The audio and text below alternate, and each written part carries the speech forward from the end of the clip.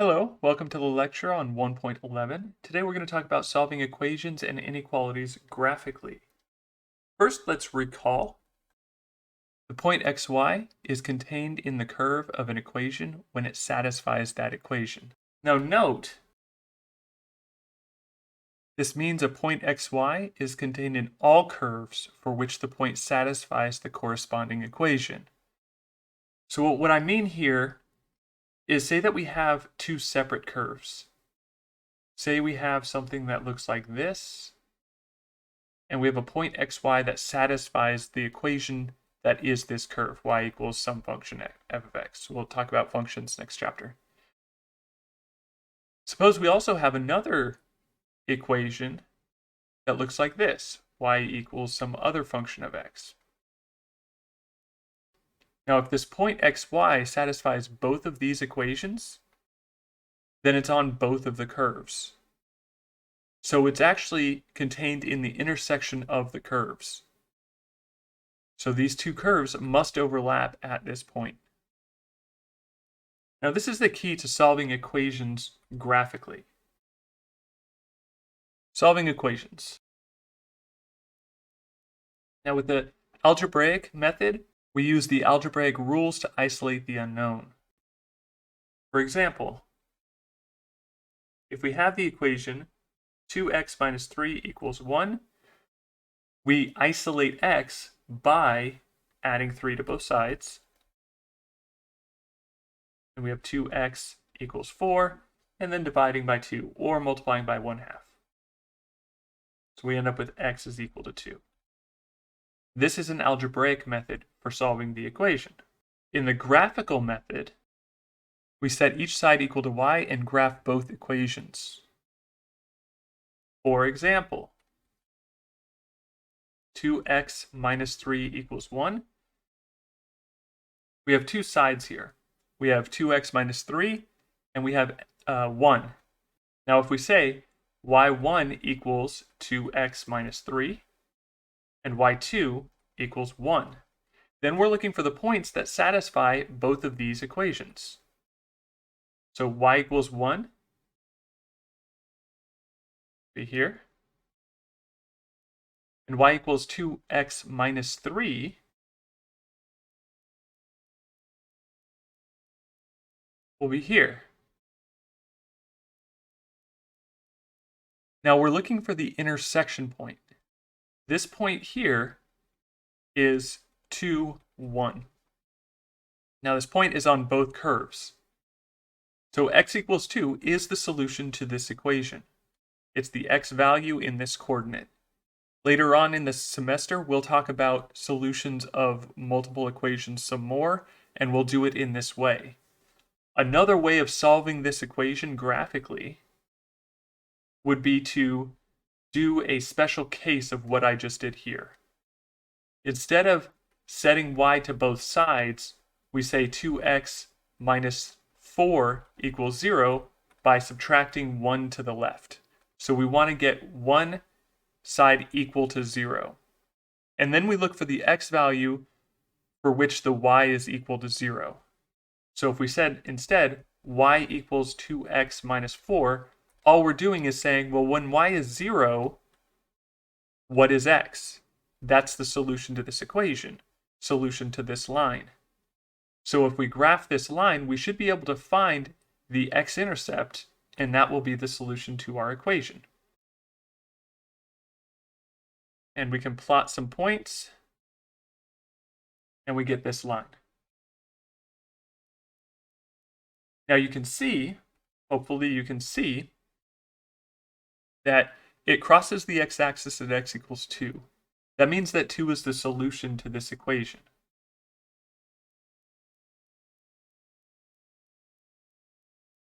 Okay. All we're doing is saying, when does this line equal 0? Here's our line, and it equals 0 at the x-intercept, so wherever it crosses the x-axis. Now this method will scale better to the inequalities later in this section. Let's do another example. I'm only going to solve this example by graphing. I'm not going to do the algebraic way. although you should know how to do it already. Now I'm going to do this the second way by getting it equal to 0. So I start by subtracting my x and subtracting 2 to both sides.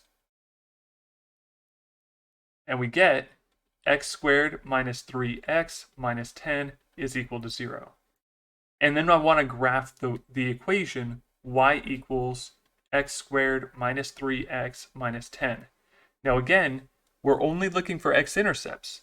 If I were to find the x-intercepts of this curve, I would set y equal to 0, and it would reduce to what we had originally.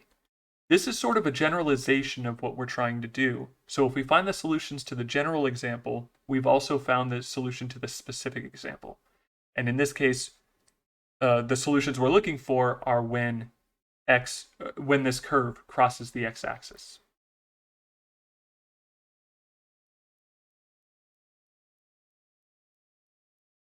Okay, so let's go ahead and plot a few points to make sure that we can graph this correctly.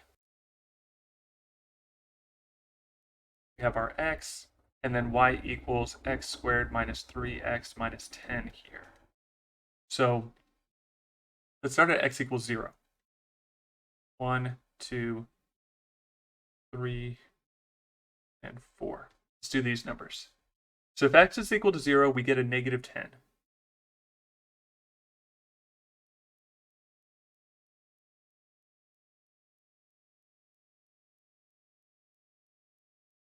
We get a negative 10 there. If x is equal to 1, we have 1 minus 3 minus 10 is negative 12.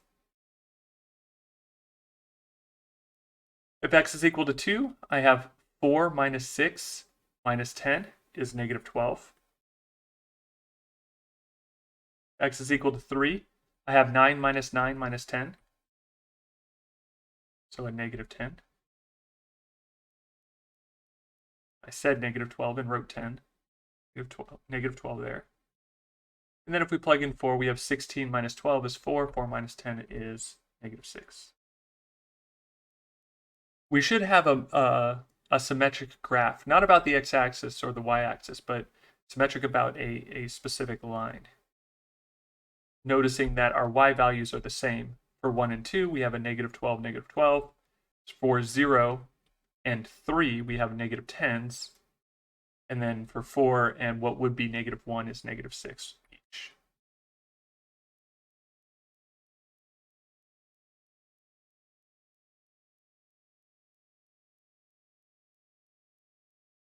So our curve is going to look something like this.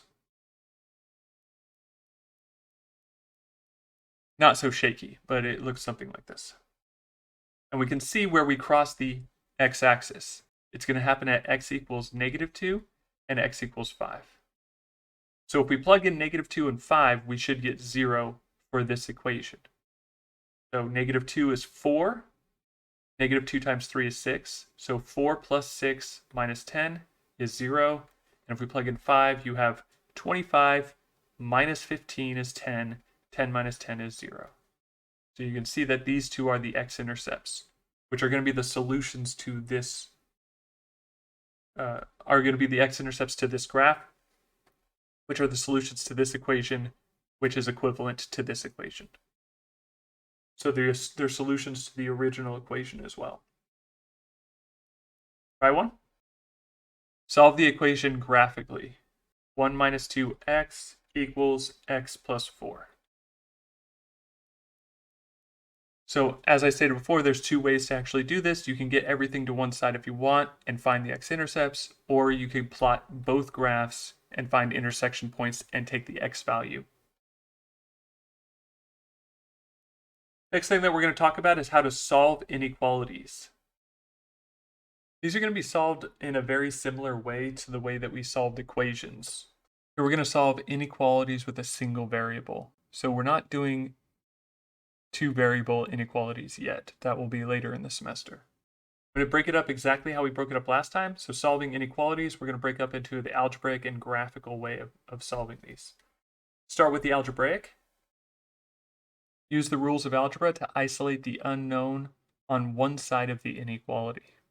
Example, 2x minus 3 is greater than or equal to 1. We're going to use this similar example to what we used previously, except now we have an inequality instead of an equation.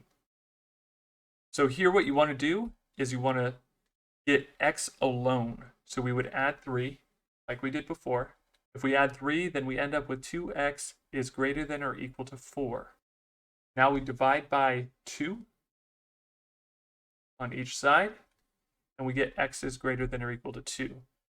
Now, in order to finish this out, we would usually write an interval. So this would be from 2 to infinity, or graph it, or both.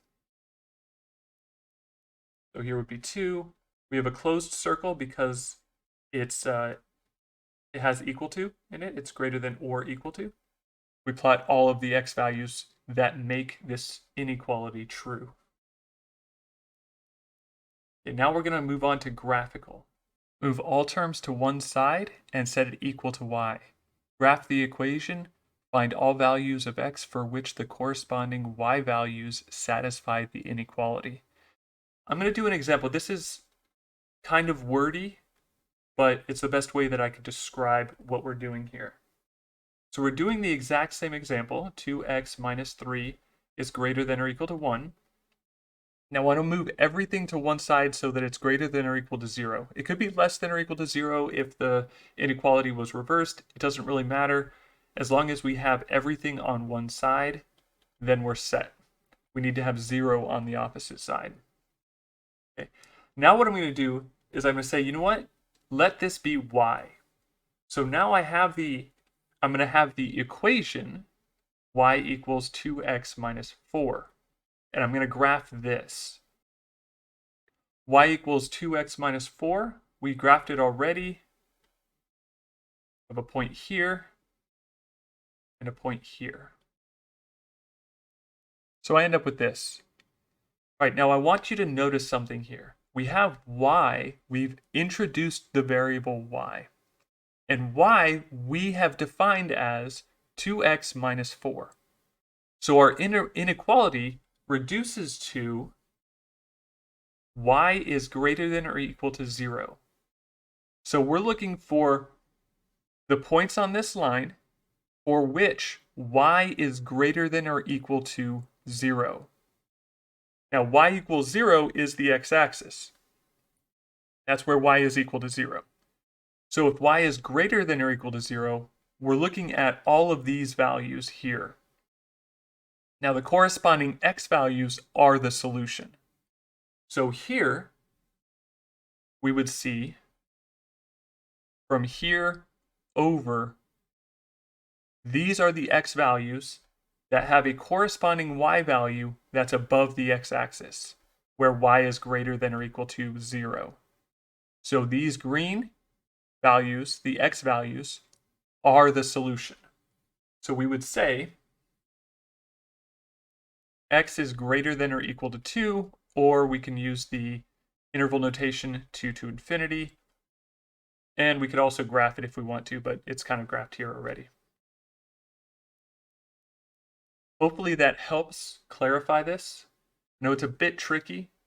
The best way to resolve those questions is actually doing some problems. So practice some problems and you should be able to get the hang of it. Do another example. 3x minus 1 is less than 2x plus 4.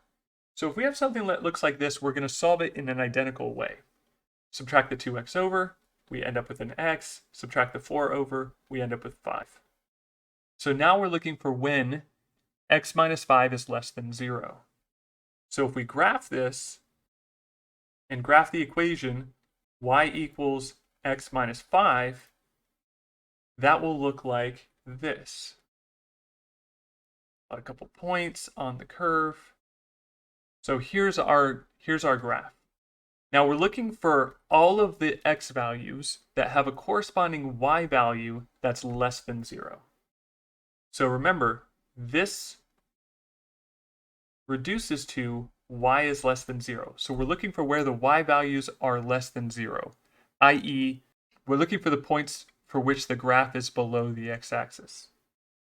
So we're looking at all of these y values which means the x values are the solution. So the x values that correspond to the y values below the x-axis are the solution. They stop being below the x-axis at 5. Now what that means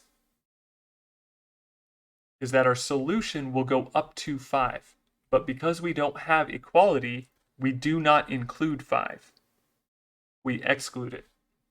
So our solution set will be negative infinity to 5, or x is strictly less than 5, one or the other. You can see that all of these x values that are less than 5 correspond to a y value that's below the x-axis, which is how we look at this inequality now. The y value is less than 0. Let's do another example. X squared minus 2x minus 8 is less than 0. I'm going to draw my axes now. Now we've solved these before algebraically. For this type of problem, you would actually factor it, and then you would use the product and determine when the product is less than 0. But here, instead, we're going to graph it. We're going to graph the equation y is equal to x squared minus 2x minus 8. We'll start at negative 1.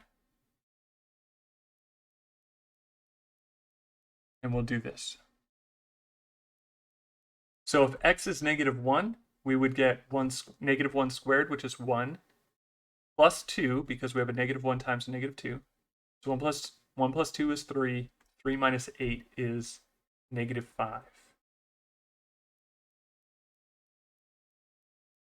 Plugging in 0, we get negative 8. That one's pretty easy. Plugging in 1, we get 1 squared minus 2, which will be negative 1 minus 8, which is negative 9. Plug in 2, we should get negative 8. 2 squared is 4. 4 minus 4 is 0. 0 minus 8 is negative 8. And 3, we should get a negative 5. 3 squared is 9. 9 minus 6 is 3. 3 minus 8 is negative 5. So let's plot these now. I'm going to plot my graph in red. So we have negative 1, negative 5. We plot a point here. 0, negative 8. Plot a point here.